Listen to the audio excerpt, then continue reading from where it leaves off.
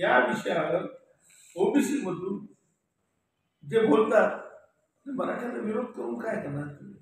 मराठ्याला विरोध करून आमचं नुकसान होणार आहे. कारण मराठा ऑलरेडी कुणबी मराठा म्हणून ते ऑलरेडी ओबीसी मध्ये आलेले आहे आणि आता परत येतील. मला ते थांबवायचे आहे. कुणबी मराठ्यांना वेगळं द्या, तुम्ही 5% द्या, 10% द्या. मी तर 10% सजेस्ट केलंच आहे. तर त्यांना कुणबी मराठ्याला सुद्धा याच्यात फायदा आहे. 10% मिळणार. 10% छोटी अमाऊंट नाही, फार मोठी गोष्ट आहे. आम्हाला 2 आणि 3% आहे. आम्ही कुणब्याबरोबर आहोत, आम्ही सुद्धा मराठ्याबरोबर आमची लोकसंख्या आहे. तर आम्ही 3% मध्ये 3 ते 4 करायला म्हणतो मी, याच्यात फार नाही.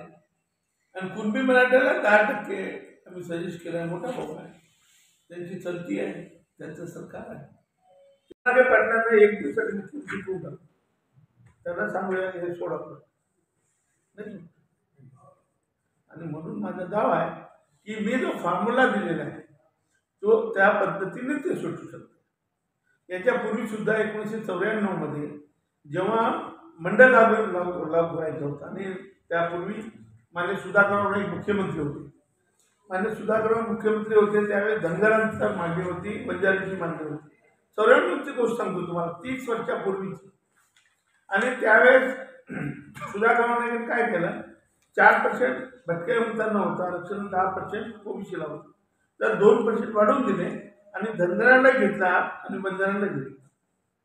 तर त्याच्यावर मी मोठं आंदोलन केलं. सुधाकर नाईकांच्या विरुद्ध मी, मकरंद पवार, तुम्हाला माहीत असेल त्यावेळेस बहुजन महासंघ सुद्धा आम्ही त्याची निर्मिती केली होती प्रकाश आंबेडकरांसोबत घेऊन. तर त्यावेळेस सुधाकर भाऊ मला म्हणाले, अरे हरे भाऊ आता केलं ना तुमचं 406, आता गप्पच ना, आता काही बोलू झालं ना 6 तुमचे.